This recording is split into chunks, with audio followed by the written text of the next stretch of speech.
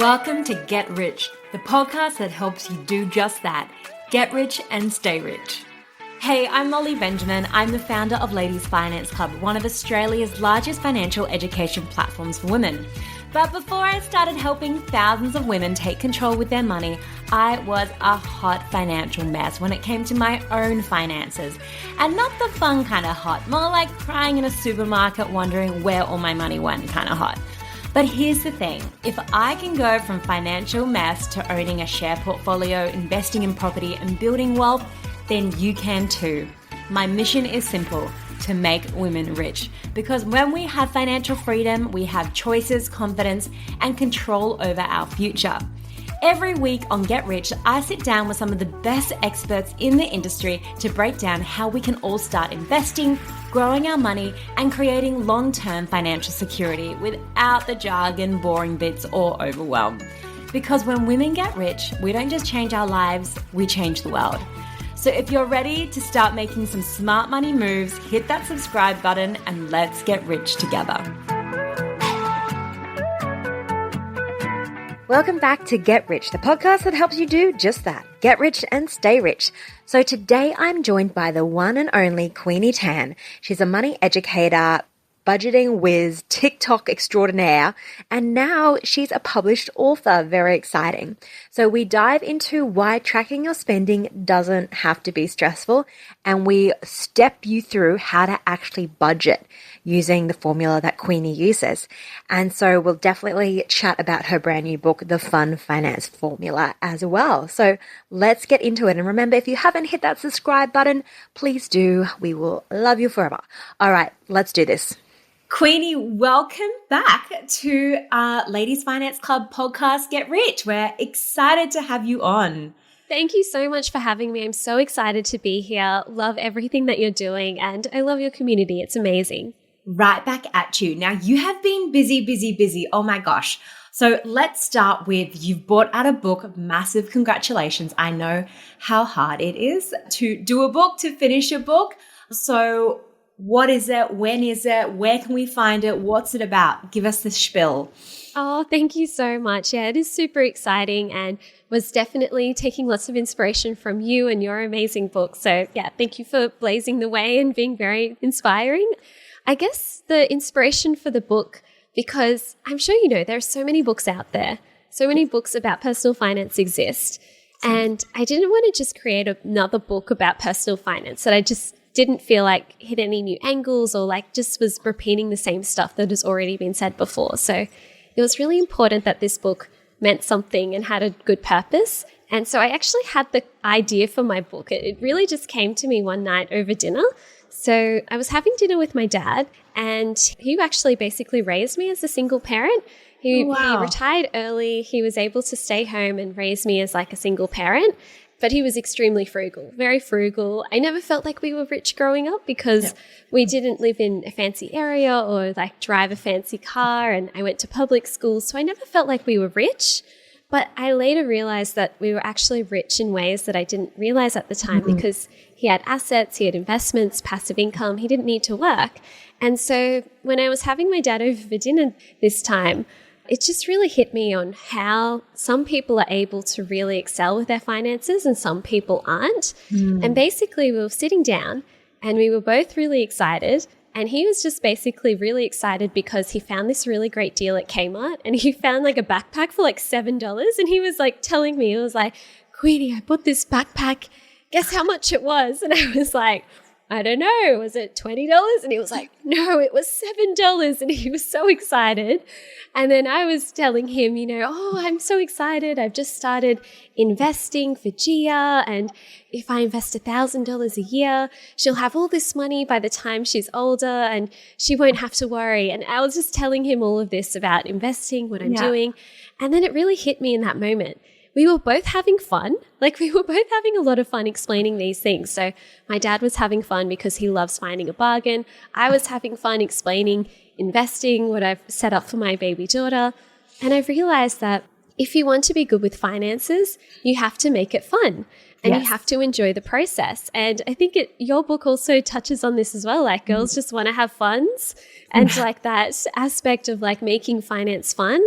I just feel like it's not said enough. People think that finance is boring and stressful, but it doesn't have to be that way. It should be fun. Awesome. So what is in the book? Does it kind of take us through a series of different subjects or topics? Yeah. So I think there are 3 things that I really liked writing about in this book that I feel like is a bit of a new take. So the first one is that there are actually 4 different types of money. And I've realized that, you know how people say that money is evil? Yeah. They're like, money is evil. But then some people say money is like good and it can help me achieve my dreams. And I think reflecting on these things, I've realized that they're both actually correct because money can be evil, but it can also be good. And there are 4 different types of money. So the first type of money is fun and lucky money. And this is basically money that you hear when you hear someone has won the lotto or finding $20 on the street. It like comes to you easily and it's very lucky, but you don't get to control when it happens or if it ever happens again.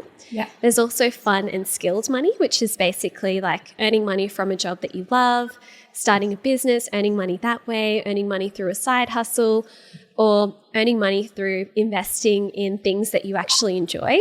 And this is money that's fun, but it's more in your control because it's tied to your skills. So ideally, that's the money that we want to be earning because we can grow it and we can scale it and we can control it more than lucky money. Yeah. And then there's heavy and lucky money. So this is money that's tied to sadness. So things like receiving an inheritance, getting a severance package after being laid off from a job that you loved, or heavy and skills money, which is kind of like money that you earn, but it feels a bit off. Like, you know, if you earn money through a job that you don't love, or if you earn money in a bit of a dodgy, sketchy way, it just doesn't feel very good. Yeah. We kind of want to avoid those heavy money quadrants because when we receive that money, it doesn't have that same happy energy and we don't feel as good. You know, obviously sometimes it's unavoidable, but ideally we want to be in that fun and skilled money quadrant because that's the dream quadrant. Okay, awesome. Great. And so what's it called and where can we find it? Oh, thank you. So it's called The Fun Finance Formula. You can find it at pretty much all major bookstores, also on Amazon. And if you're an audiobook reader like I am, I don't know about you, Molly, but I love audiobooks. You can also find it on there as well. And did you do the audiobook yourself? I did, yeah, which was also it's a bit draining, to be honest, reading a whole book. Yeah. But I think it gets easier. Did you do an audiobook? Because I read the physical. I did. And I realized how much I struggle with saying simple words. Oh, yes. Oh, my There gosh. was one, it was specifically, and I just could never say it. I'd be like, perfectly. I'm like, what is going on? Why can't I say the simple word? Why did I put it in the book? No, and I try to be really diverse with the names I'm using, so it wasn't just like Sarah Jess. So I had a few different diverse names, but then I had to pronounce them and was like, oh, I don't know how to say this. So it was a very interesting experience, but it definitely is like 5 hours at a time, pretty draining. Yes, it is. So I'm very excited to talk about budgeting, Queenie, because if there's someone who is good at budgeting, it is you. In fact, you've created a budgeting app. This is how much you are all over budgeting. So what I would love to do is just chat through, like step by step, really break it down. How do you budget? Because you obviously budget very well. So like for someone who's brand new, who's like, it's time I start budgeting. Where do they begin? Ooh, okay. So I feel like most people, you probably have money in a few different places. Yeah. I know I certainly do. And that's why budgeting can be quite overwhelming because you've got this bank account and this bank account and it's a bit overwhelming to see it all in the one place. So what I like to do, and this is a bit daunting, not going to lie, but I go through pretty much all of my banking apps and I basically download all of the transactions that I have had over the last month. Yeah. So I used to do this in a spreadsheet. I used to basically go into my different banking apps, download the CSV, and then upload them to my spreadsheet. Now I've built this budgeting tool that basically makes it a lot easier to manage. So I have like automatic bank connections to my bank accounts. Yeah. The only one that it doesn't link to is my Amex, because it's not part of open banking yet. So I usually just download that one and upload it. But you can basically do it within a spreadsheet. You can do it in a budgeting tool like BillRoo. There are some other really great options out there like Frollo, WeMoney, PocketSmith. Like there are a few different ones. So definitely play around with them, have a look and see which one you like and has features that you'll use. And the most important thing is finding one that works for you, whether it's a spreadsheet or an app. And after I kind of look through my transactions, I basically build a budget based on my previous 3 months of expenses and kind of get an average. I actually like to do this with AI because I find it just a lot easier. So basically, I'll go through my transactions. I'll see what my average monthly spend has been for housing, utilities. Maybe I'll get all my transactions up. So things like how much money I've earned, how much money my partner earns because we combine finances, how much I've received in like, say, dividends, earning money through Facebook Marketplace, any other income streams that I have, I list them down and how much I usually earn. Then I go through things that I'm saving for. So for example, an emergency fund, a wedding, a holiday fund. I go through my investments, how much I would like to invest per month. So I like to invest in shares, ETFs, crypto. I have an investment property as well, so I'll list down all of those things. Any debt that I want to pay off, I'm currently not actively trying to pay off my debt quickly, but if I wanted to, I would put that in here. And then I go through all of my expenses, so housing, rent or mortgage, water, groceries, car, hobbies, transport, travel, clothes, basically all of my different expenses, I put them down. So to confirm, you download all your different, so let's say you've got Ing, you've got NAB, you've got Commonwealth Bank. So you either like link them or you download those CSV files, you upload them to BillRoo, and then it will categorize, or do you go in and categorize, or does it automatically categorize what, like, oh, you've been at Coles, this is obviously groceries. Yeah, it automatically categorizes things. But if anything's like miscategorized or like, say, for example, I love having a category called like baby because I want to see how much I've spent on baby items. I can like change the category into something that I prefer. And I just find that it's a lot more simple because I found a lot of the tools out there, they don't allow you to create your own categories or change things. So that was something important to me. That's great. We should totally do another episode one day on just baby and what they cost. Yes. I would be very curious to know. Yes. Okay, great. So you've got that. So then you can go, okay, this is what the average was for the last 3 months. So I can kind of then use that as this is what I'm probably going to spend for this next month. Exactly. So you can see the average. And then if there are any adjustments that you want to make, like let's say, for example, you went on holiday the last 3 months. You're probably not going to do that in the next 3 months. Maybe you can adjust your travel budget. Or maybe if you bought some clothes or spent quite a lot of money on eating out or some of those things, you could be like, oh, maybe the next few months I want to save a bit more money. And you can choose what you would like to spend basically in the future. So it's not like set in stone, but I do also encourage you to not feel guilty about your spending because it can be so hard to feel bad about it. Don't feel guilty about it. It's just basically can help you spend more within your values and set your intentions for the next month and the next month after that. Yeah, absolutely. So then once you have that and you know what you're spending, how often do you check in with it? Every month. And people do this differently because some people they get paid weekly or fortnightly. Maybe they want to check in weekly and see what they spent. So I personally like to do monthly, but it's completely up to you. I just like to check in and see if I'm on track with my goals, if there's anything that I really need to rein in my spending on something. For example, I'm having a wedding next year, so I've been spending a lot on wedding expenses and I need to rein in my spending on other categories. So that's something that I'm definitely more mindful of. But I really love how, depending on which app you use, it will actually be able to show you if you're on track with your budget, if you're over budget, under budget. I also have there's a little AI tool on BillRoo, so I can quickly ask it questions about my budget. So Is there anything I great. should be mindful of? How does my spending compare to the average person? And it might tell me your spending is really great in this category, but maybe it looks a bit high in this category. But maybe that's okay because maybe you really value travel or beauty or things like that, if that makes sense. Yeah.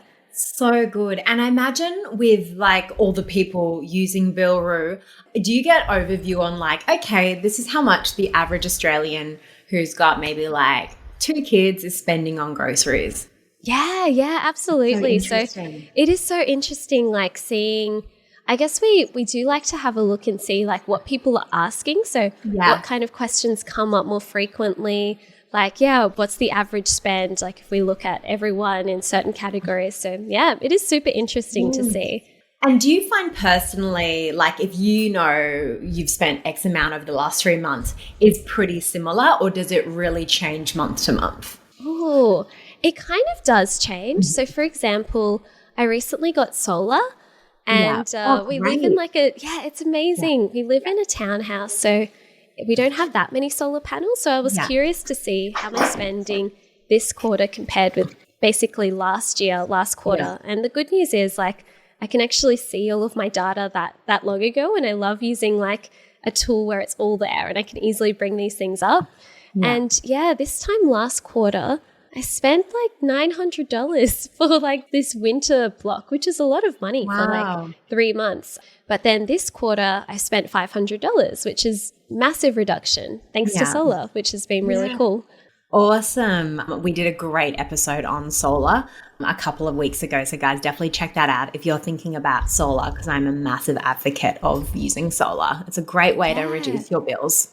Yeah, exactly. And reduce your carbon footprint at the same time. So it's like win-win. I feel like it doesn't get enough airtime with how good it is and how much it can save on your bills. And like you're going to be paying these bills anyway, so you may as well be paying off solar instead of paying these bills. Yeah, it's such a win-win. Exactly. It really is. It really is.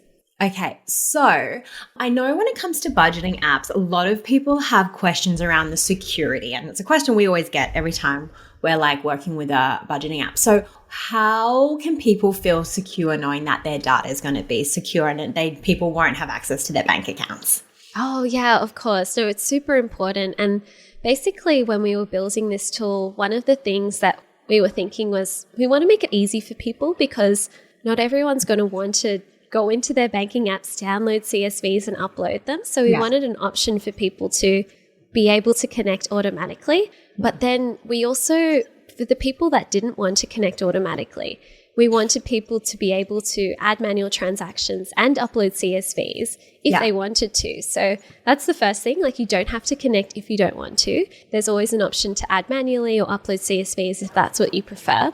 But the way that we do connect to bank accounts is through something called open banking. And we went down this deep rabbit hole when we were looking at providers. Basically, open banking, it's actually a government initiative.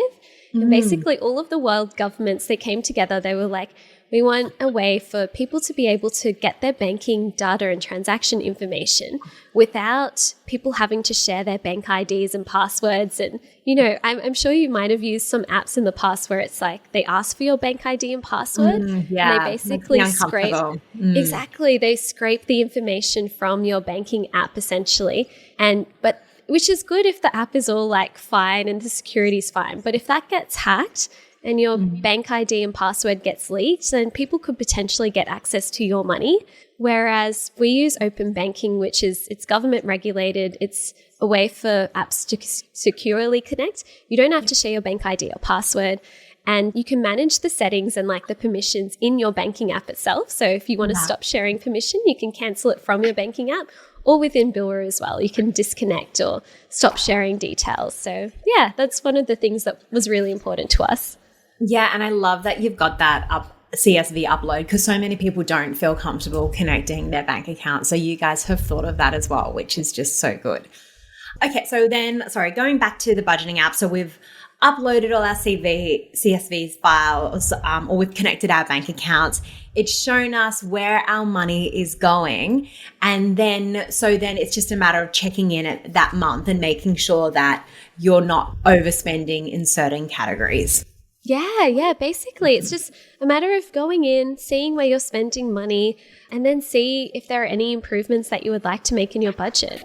I also like to use forecasting a bit as well. So based on how I'm spending, what will the future look like in 12 months, 1 year? Yeah. And that can really help you project like, oh, is this where I want to be going, or should I make some changes? Yeah. And I love in there as well, you said like money for investments, money for your wedding. So you're actually putting that money aside, because so many people save what's left over once they've finished budgeting, and generally there will be nothing left to save. So the fact that that's built in is great. There's that, paying yourself first. And let's just chat pricing. Is this a free tool or is there a paid version? How does it work? Yeah, of course. So we have a 14-day free trial. So it's free to use. And if you don't like it, you can cancel and you won't get charged. Basically, you can cancel anytime within that 14-day period, and you can still use it for the full 14 days to see if it's something that you like. After that, we do have a fee of $6.50.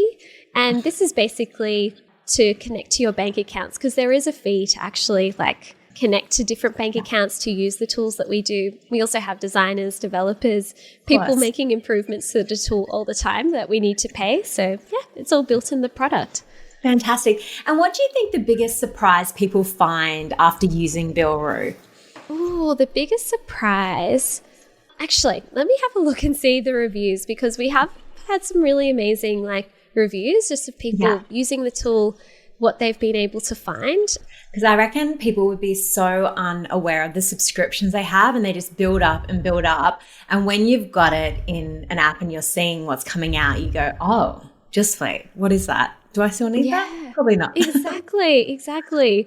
So we have one review from Adele, and she says she can easily identify variances in budget by using dollars as well as percentage. She loves using the month-by-month comparison to identify where she's indulged or where she's made headway.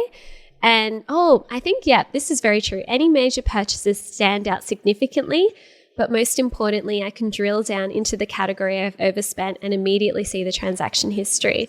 So I think that's a good one. So for example, some months you might spend a lot of money in one category. For example, we bought solar, which was like a $5,000 expense, and it really stands out in the budget. But you can drill down and you can see, that was that expense. And a lot of apps, Adele says, a lot of other apps overcomplicate things as they feel they need to develop and shift away. Yeah. Some of them are so confusing, and you're like, I just want to know where my money's going. Yeah. And it's like you've got to jump through 5 hoops. And put in every detail of your life that's ever happened. So oh my gosh. Exactly. Well, I'm so excited to get using BillRoo. And I think the biggest thing for people is just have a system. You need a system that you can stick to. And apps like BillRoo, Frollo, WeMoney, they're just giving you a system. They're making it so much easier. So you've got to find the one that you like and then do those regular check-ins. And if you're doing it with a partner, get them to do the check-in with you. Make that money date if it's at once a month, or even maybe you're wanting to do it weekly just to start off with. Just have some kind of system in place, and that's going to really help. Exactly. I completely agree. And it doesn't have to take too long. And I actually do find just spending even 10 minutes, 15 minutes, just looking at it, maybe doing a bit of work to make sure that the budget looks exactly the way that you want it to. It makes you feel good about yourself, like you've done something for your future, Yeah. Love it.